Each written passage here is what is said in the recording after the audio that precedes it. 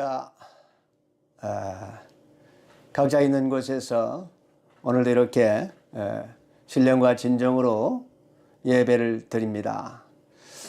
여러분 모두에게 주님의 평강과 은혜가 함께 하시기를 바랍니다. 러시아에 지금 코로나가 급속도로 퍼져가고 있는 이때에 우리 주님께서 여러분들의 가정을 지켜주실 줄 믿습니다. 오늘 또 말씀을 통해서 우리에게 은혜를 주실 우리 주님을 찬양합니다. 자, 오늘 함께 나눌 말씀은 베드로전서 3장 18절부터 20절까지 말씀입니다. 세 구절밖에 안 되니까 우리 같이 한 목소리로 읽어보겠습니다. 그리스도께서도 단번에 죄를 위하여 죽으사 의인으로서 불의한 자를 대신하셨으니 이는 우리를 하나님 앞으로 인도하려 하심이라.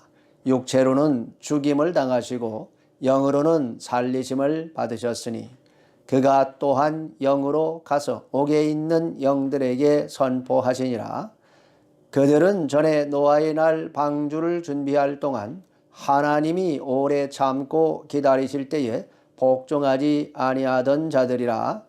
방주에서 물로 말미암아 구원을 얻은 자가 몇 명뿐이니 겨우 8명이라. 아멘. 오늘은 우리가 베드로전서 10번째 강해입니다. 지난주에 우리는 환난과 핍박으로 고통을 받게 된 성도들이 악이 칼춤을 추는 그런 시대에 어떻게 우리가 악을 대해야 할 것인가에 대해서 말씀을 드렸습니다. 눈에는 눈, 이에는 이로 갚으라고 하셨던 이 하나님의 율법이 예수 그리스도의 십자가 죽음을 통해서 용서하라, 축복하라 하는 말씀으로 바뀌게 된 이유가 무엇인지 살펴봤죠. 주님께서는 우리에게 선한 양심을 가지라고 말씀하셨습니다. 악을 선으로 갚아야 하는 이유는 우리 주님께서 우리의 고통과 아픔을 다 보고 계시고 또 우리의 눈물의 기도를 다 듣고 계실 뿐만 아니라 모든 것을 보시고 선악간에 심판해 주실 것이기 때문이다 말씀드렸습니다. 여러분 모두 주님 바라보시고 할 수 있는 한 모든 사람과 화평을 이루셔서 좋은 날을 보시기를 주님의 이름으로 축원합니다. 자, 우리 다 같이 18절 말씀을 한번 읽어볼까요? 그리스도께서도 단번에 죄를 위하여 죽으사 의인으로서 불의한 자를 대신하셨으니 이는 우리를 하나님 앞으로 인도하려 하심이라. 육체로는 죽임을 당하시고 영으로는 살리심을 받으셨으니. 아담의 후손이 아니시기 때문에 아담이 지었던 원죄도 없으시고 살면서 생각이나 말이나 행동으로 아무런 죄를 범치 않으신 온전하고 거룩하신 우리 예수 그리스도께서는 죄가 없으시기 때문에 죽을 이유가 없었습니다. 죽음이라는 것은 죄의 값으로 인간에게 주어진 형벌이기 때문에 죄가 없다면 죽음도 없는 것이죠. 18절에 예수 그리스도께서 이 땅에 오신 목적이 뭐라고 말씀하고 있습니까? 이는 우리를 하나님 앞으로 인도하려 하심이라. 할렐루야. 우리를 왜 하나님 앞으로 인도하셔야 했을까요? 우리가 하나님과 분리되어 있었기 때문입니다. 왜 분리되어 있었습니까? 죄 때문에 아버지 하나님과의 교제가 단절되어 버린 것이지요. 죄로 말미암아 우리가 하나님 아버지와 원수가 되어버렸습니다. 그래서 예수님께서 이 깨어진 관계를 회복시키시고 하나님과 인간을 화목시키기 위해서 화목 제물로 이 땅에 오신 것입니다. 하나님과 인간의 관계를 회복시키려면 먼저 인간의 죄 문제를 해결하셔야 합니다. 그래서 예수님께서 인간의 죄를 다 짊어지시고 죄값을 대신 치르시기 위해서 십자가에서 죽임을 당하신 것입니다. 바로 저와 여러분을 하나님과 화목시키기 위해서 죽으신 줄 믿으시기 바랍니다. 그런데 예수 그리스도께서는 단번에 죽으셨다, 이렇게 말씀하고 있습니다.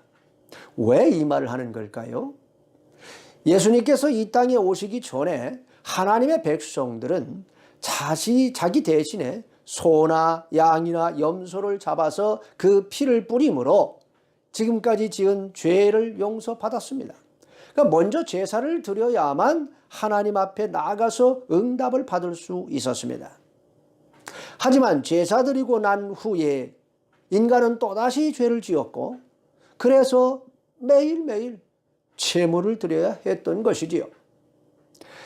그러나 예수 그리스도께서 친히 세상 죄를 지고 가는 어린 양으로 이 땅에 오셔서 인간의 죄를 다 짊어지시고 단번에 죄 문제를 해결해 주셨습니다. 소나 양이나 염소의 피는 효력이 일시적입니다. 왜냐하면 그 제물들 자체가 죽는 순간에 존재 자체가 사라지는 유한한 것들이었기 때문이죠. 영원하시고 흠이 없으신 예수 그리스도의 피는 영원한 효력을 가질 수밖에 없었습니다. 그래서 예수 그리스도의 십자가의 죽으심은 이 땅의 모든 인간의 죄값을 영원히 치러주셨기 때문에 다시 어떤 제물을 드릴 필요가 없게 된 것이죠. 단번에 우리 죄를 다 용서해 주셨습니다. 할렐루야. 이제 인간은 예수 그리스도의 보혈의 피의 은혜를 믿음으로 받아들일 것인가, 거부할 것인가를 선택해야 합니다. 자신이 죄인임을 깨닫고 죄를 회개하고 주님을 구원자로 믿는 모든 자에게 하나님의 자녀가 되는 권세가 주어집니다. 하지만 이것은 인간의 의지로만 되는 게 아니고요, 성령의 은혜로 되는 줄 믿습니다. 자, 18절에서 예수 그리스도께서 육체로는 죽임을 당하시고 영으로는 살리심을 받으셨다라고 말씀하고 있습니다.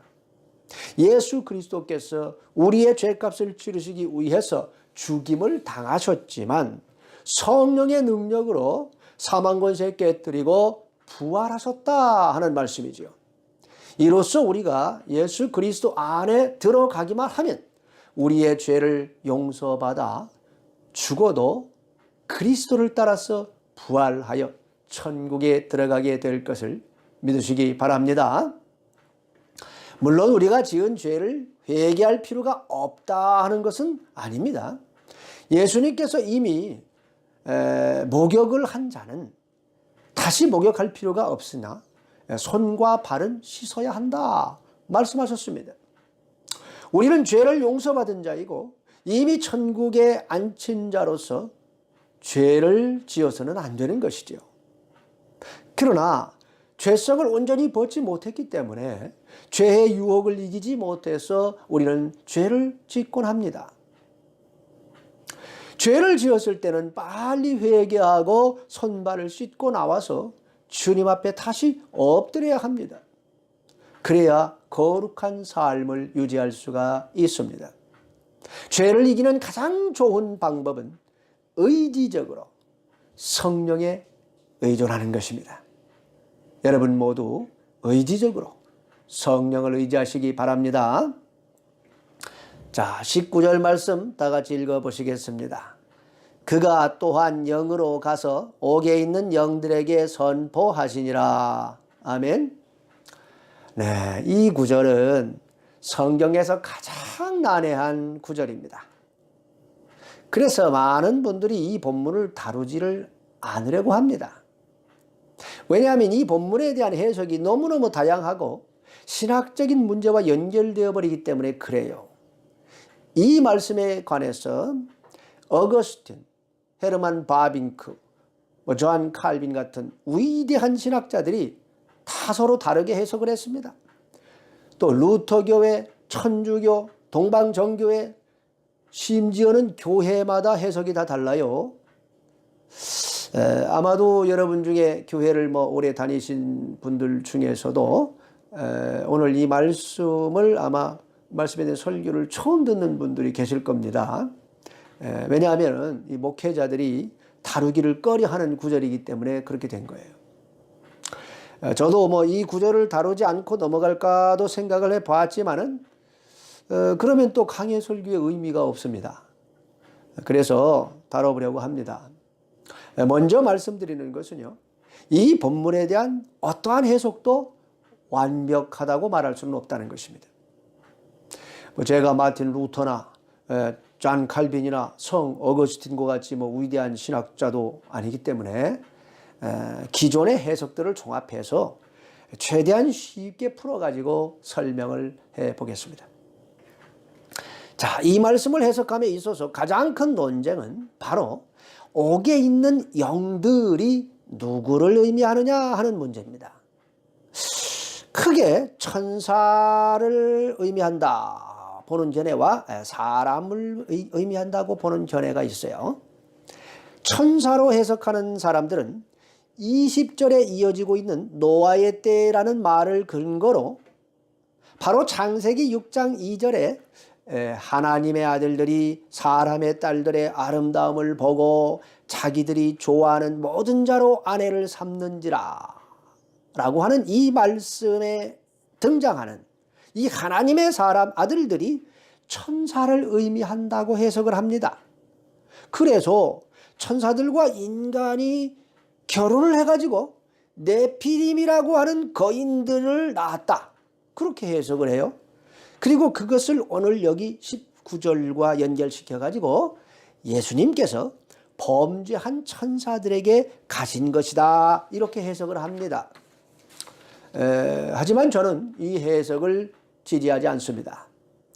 왜냐하면 창세기 6장 4절을 꼼꼼히 읽어보시면 네피림이 천사와 인간이 결혼한 결과 태어난 존재가 아니다 하는 것을 분명히 보여주기 때문에 그래요. 그냥 네피림은 그냥 키가 큰 거인들을 의미할 뿐입니다. 키가 엄청 큰 거인들은 노아 이전에도 있었다, 그 말이에요. 그러니까 거인들은 인류 역사에 언제든지 있었다는 말씀일 뿐입니다. 오늘날도 보면은 부모의 키는 정상인데 그 자녀가 거인증에 걸려버리면 죽을 때까지 이 사람은 계속 자라다가 거인이 되어가지고 버리는 사람이 있잖아요. 자, 그렇다면 거기서 말씀하고 있는 하나님의 아들들과 사람의 딸들은 그럼 무엇을 말하는 것일까요? 이 말에서는 아들과 딸이라고 하는 이 단어에 주목을 해야 합니다. 그 당시 사회에서 아들과 딸의 이 본질적인 차이는 아버지의 기업을 이을 자격이 있느냐 없느냐입니다. 하나님의 아들들이라는 말씀은 셋의 후손과 같이 하나님의 말씀에 순종해서 믿음의 계보를 이어나가 가지고 하나님의 나라를 기업으로 얻을 수 있는 하나님의 자녀들을 의미하는 말이고요. 사람의 딸들이란 말은 말씀에 불순종해 가지고 하나님의 나라를 기업으로 얻을 수 없게 된, 즉 구원을 받지 못하게 된 인간들을 의미하는 단어로 보는 것이 옳습니다. 하나님의 아들들, 즉 하나님께 속한 자들이 사람의 딸들, 즉 세상에 속한 자들의 아름다움에 미혹이 돼가지고 세상에 속한 자들과 하나 되어서 타락을 했다는 말입니다. 그래서 세상에서 유명한 인물들, 영걸이 나왔다 하는 것이죠. 하나님을 대적하는 나라를 세운 니므롯과 같은 유명한 불신의 사람들이 일어서게 되었다, 그 말이에요. 하나님의 자녀들마저 세상의 자녀들의 미혹이 돼가지고 하나 되어 버리자 인류가 급속도로 타락하게 되어서 하나님께서 이 땅에 인간을 만드신 것을 후회할 지경에 이르렀지요. 그래서 결국 노아의 홍수로 인류를 다 멸하시고 노아를 통하여 새로운 인류를 세우신 것입니다. 하나님의 아들들을 천사로 해석할 수 없는 가장 결정적인 이유는 우리 예수님께서 우리가 천국에 들어가게 되면은 천사들과 같이 돼가지고 시집가고 장가가지 않는다고 말씀했기 때문입니다. 그러니까 천사는 결혼을 하지 않는 존재라는 거지요. 또 유다서 6절에 보시면 또 자기 지위를 지키지 아니하고 자기 처소를 떠난 천사들을 끝날의 심판까지 영원한 결박으로 가두셨으며 라고 되어 있는 것을 볼 때에 천사들이 자기 마음대로 결박을 풀고 나와가지고 뭐 인간과 막 결혼을 한다? 그거 불가능한 일입니다. 그래서 옥에 있는 영들을 천사로 보는 것은 맞지 않는다 하는 것이죠.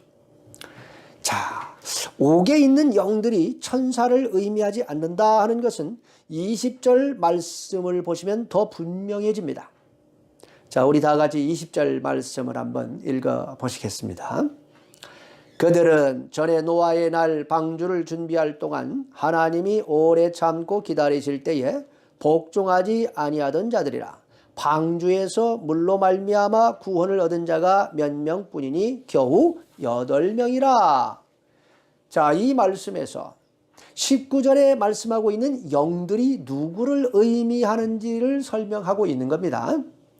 노아가 120년간 방주를 만들면서 다가올 하나님의 심판에 대해서 지속적으로 전파를 했고, 그때 하나님께서는 오래 참으시면서 이 인간들이 죄된 삶을 회개하고 돌이키기를 원하셨으나 끝내 회개하지 않고 돌이키지 않아서 결국은 심판을 받았습니다.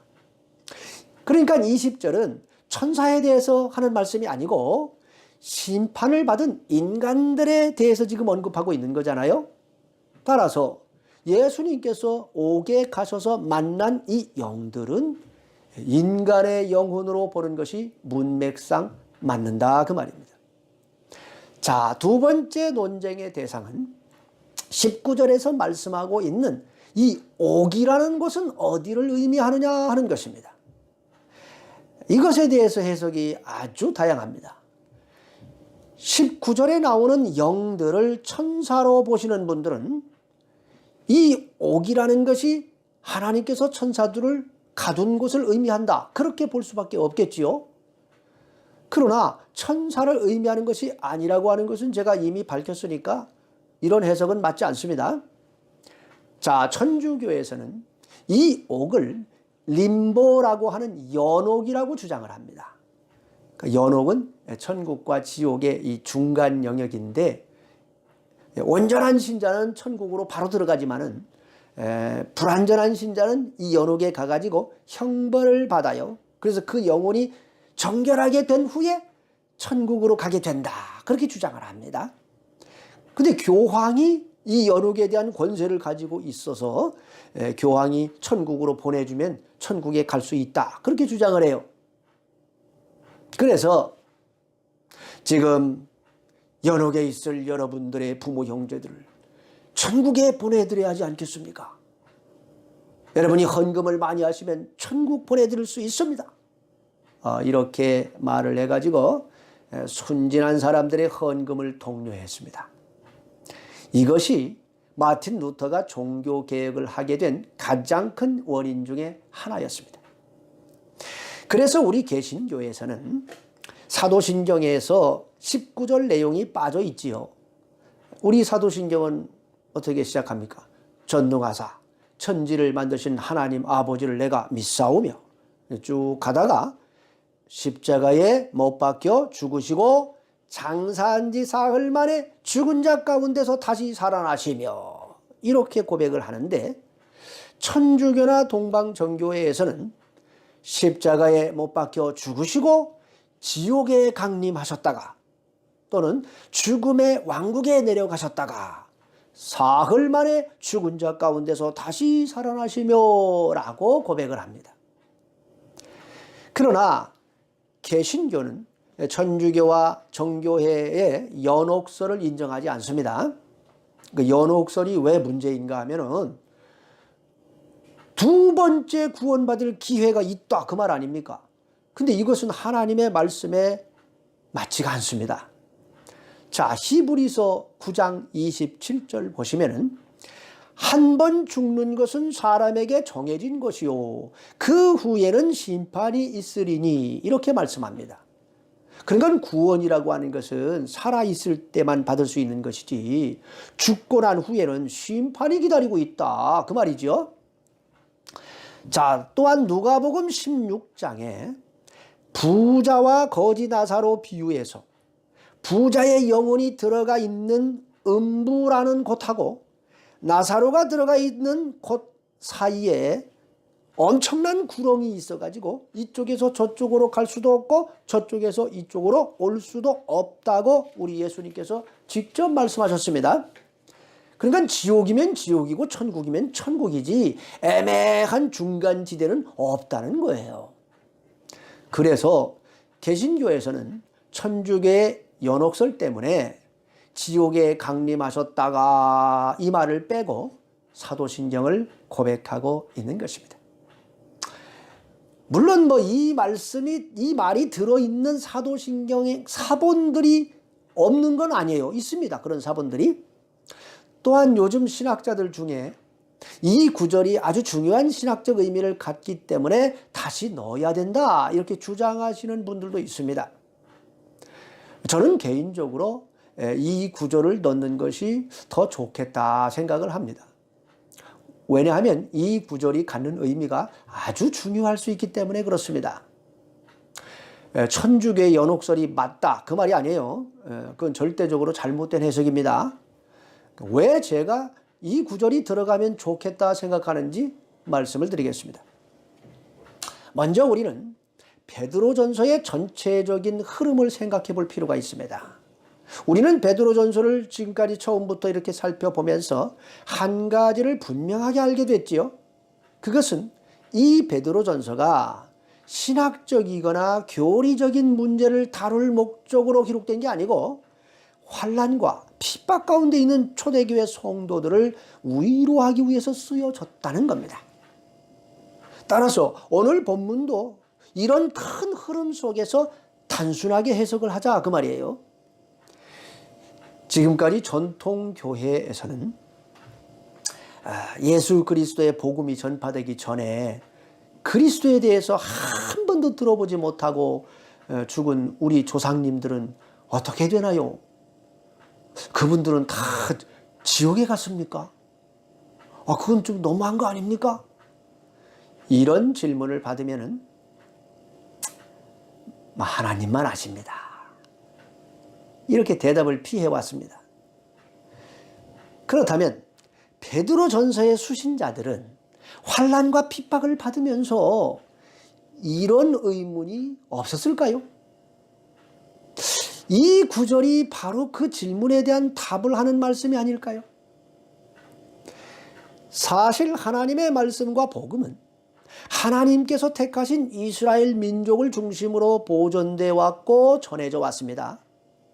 그렇다면 이스라엘 백성들만 구원받고 다른 민족들은 무조건 지옥을 가야 합니까?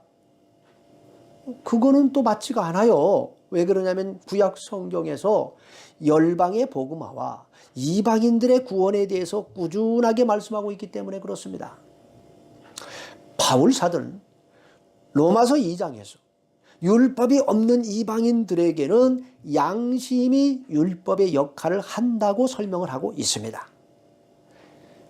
사실 이스라엘 백성도 모세 때까지는 율법이 없이 살았죠. 그러면 모세 이전에 이스라엘 백성들은 무엇을 근거로 구원을 받았을까요? 이방인들에게 율법이 없으니까 구원을 받을 수 없다고 한다면 모세 이전의 이스라엘 사람들도 마찬가지 아닙니까? 물론 그들에게는 하나님의 언약이라는 게 있었지요. 바울은 율법이 없이 사는 이방인들에게는 하나님께서 마음에 넣어주신 양심이 율법의 역할을 한다고 말합니다. 따라서 하나님께서 원래 마음속에 넣어주신 이 양심에 따라서 올바르고 의롭게 살았는데 수천 년 후에 이 땅에 오신 예수님을 믿지 않았다는 이유로 무조건 지옥으로 보낸다면 그건 안 되는 거 아닙니까? 선한 양심의 법에 따라서 충실히 산 사람들 중에 만일 오늘날 우리처럼 이렇게 복음을 들을 수 있는 기회가 있었다면 예수 그리스도를 믿을 분들이 그 중에 한 명도 없었다 말할 수는 없겠죠. 구약의 이스라엘 백성들이 예수님을 보지 못하고 하나님의 율법에 따라서 구원을 받았다면 이방인들은 양심의 법에 따라서 구원을 받는 것이 맞지 않겠습니까? 그런데 사도행전 4장 12절에 이렇게 말씀하고 있습니다. 다른 이로서는 구원을 받을 수 없나니 천하 사람 중에 구원을 받을 만한 다른 이름을 우리에게 주신 일이 없음이라 하였더라. 아멘. 아무리 그들이 양심대로 의롭게 살아가지고 구원받을 자격이 된다고 해도 예수 그리스도를 구원자로 믿지 않고는 구원을 받을 수가 없다는 겁니다. 그러니까 예수 그리스도 없이 구원은 없습니다. 이것은 진리입니다. 할렐루야. 그런데 예수 그리스도를 알 길이 없이 죽어간 이 땅의 모든 사람들이 지옥에 가더라도 예수 그리스도가 어떤 분인지, 왜 예수님을 믿지 않은 게 이게 죄인지, 그것은 알고 지옥에 가야 억울하지 않을 것 아닙니까? 그건 공평한 것이, 그게 공평한 게 아니에요? 또 양심 심판으로 천국에 들어가는 자가 있다고 할 경우에 자신과 같은 이런 심각한 죄인이 예수 그리스도의 은혜로 말미암아 천국에 들어가게 됐다, 그걸 알아야 감사가 나올 거 아니겠습니까? 그래서 예수님께서 십자가에 못 박혀 죽임을 당하시고 3일간 바로 이 문제를 해결하셨다고 보는 견해가 있습니다. 구약 성경에 여러 차례 3일 만에 부활하실 것을 예피해 놓으시고 예수님 자신도 친히 3일째 부활할 것이다 여러 차례 말씀하셨는데, 예수님께서 그 3일간 그냥 죽음 가운데 들어가셔가지고 아무것도 안 하시고 거기서 가만히 계셨을까요? 인류 역사에 중대한 획을 긋는 위대한 일을 하시지 않았겠는가 이 말입니다. 예수님 이전에 죽은 자들에게 가셔서 구약의 선지자들이 오실 것이라고 수없이 예언했던 바로 그분이 당신이라고 선포해 주셔야 하지 않았을까요? 또한 어렴풋하게 율법을 통해서만 믿어온 그 메시아가 바로 예수님 자신이라는 것을 분명히 보여주어야 하지 않았겠습니까? 이방인들이 양심의 법에 따라서 충실히 살아왔지만은 예수 그리스도를 통하지 않고는 천국에 들어갈 수 없다고 하는 것을 선포해 주셔야 하지 않았을까요? 그래서 예수님께서 그들을 찾아가셨다고 보는 것입니다.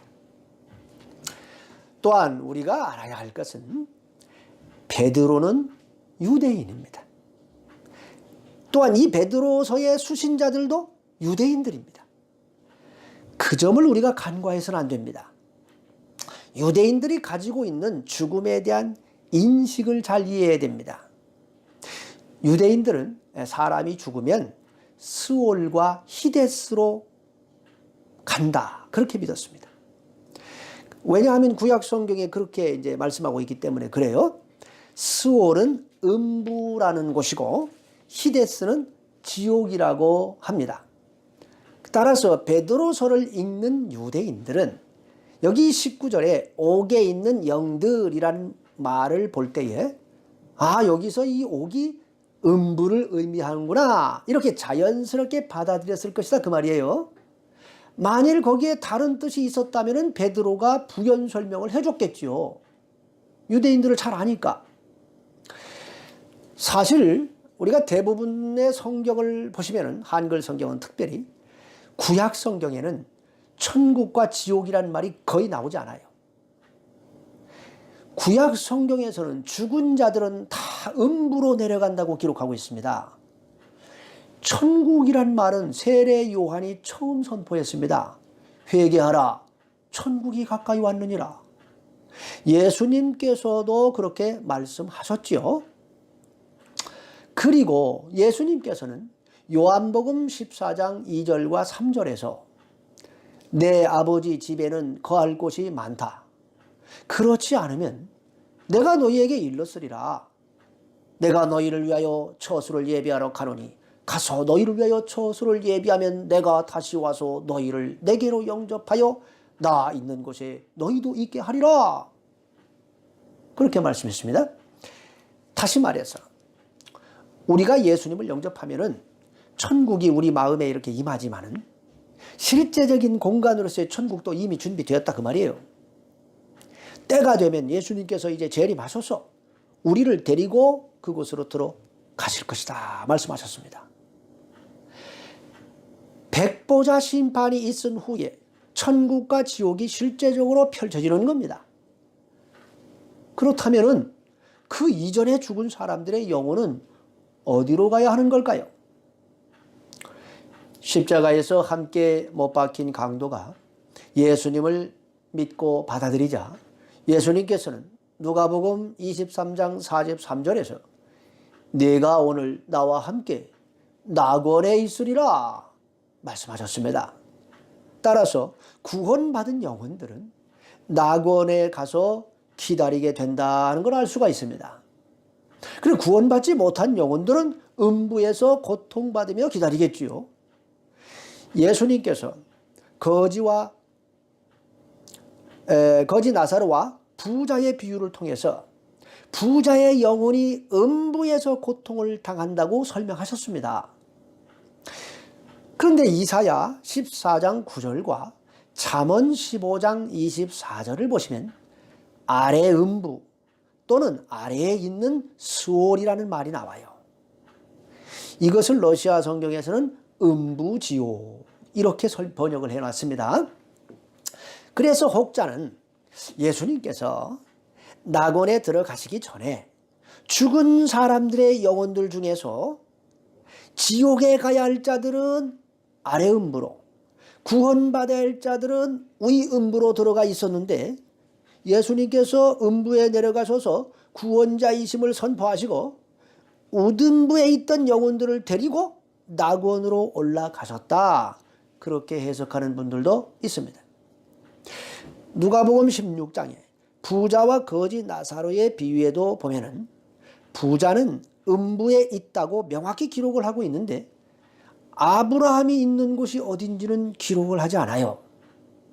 그런데 누가복음 16장 23절을 보면 그가 음부에서 고통 중에 눈을 들어 멀리 아브라함과 그의 품에 있는 나사로를 보고 이렇게 기록된 것을 볼 때에 부자가 들어가 있는 곳이 지옥에 들어갈 사람들이 들어가야 할 가서 이제 고통을 받는 아래 음부라고 한다면 아브라함과 거지 나사로가 들어가 있는 곳은 그가 눈을 들어가지고 이렇게 멀리 바라봐야 하는 위치에 있다고 했으니까 위음부가 아니겠느냐 그렇게 보는 겁니다.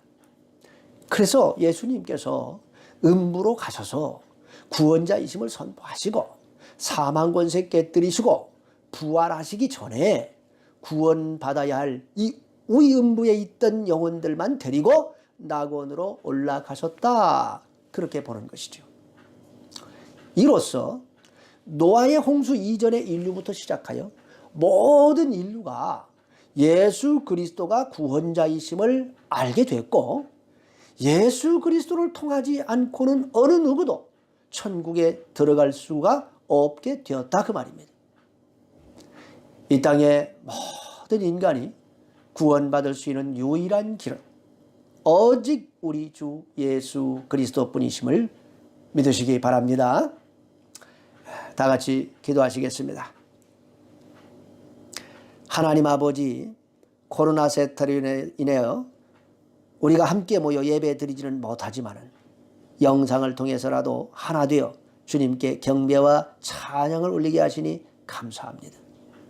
우리를 하나님 앞으로 인도하시기 위해 화목제물이 되어주신 주님의 사랑에 감사드립니다. 친히 죽음 속으로 들어가사 음부에 있는 모든 영혼들에게 예수 그리스도께서 구원자이심을 선포하심으로 이 땅의 모든 인류가 예수 그리스도를 통하지 않고는 구원을 얻을 수 없음을 확증해 주셔서 감사합니다.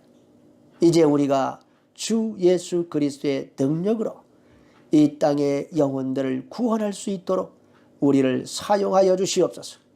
코로나 재앙으로부터 우리를 지켜 주시옵소서. 특히 코로나로 인해서 경제적인 어려움을 당하는 성도가 없도록 은혜를 베풀어 주시옵소서. 피할 길을 열어 주시옵소서. 어려울 때일수록 성도들이 서로를 위해 기도하고 하나 될 수 있도록 역사하여 주시옵소서. 예수 그리스도의 이름으로 기도합니다. 아멘.